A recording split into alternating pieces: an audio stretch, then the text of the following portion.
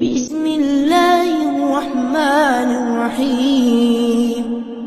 تبارك الذي بيده الملك وهو على كل شيء قدير،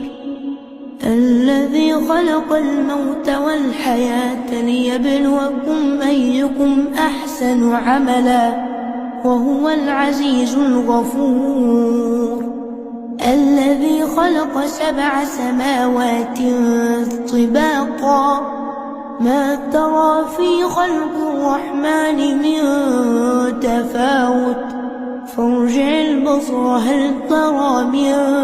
فطور ثم ارجع البصر كرتين ينقلب إليك البصر خاسئا وهو حسير، ولقد زينا السماء الدنيا بمصابيح وجعلناها رجوما للشياطين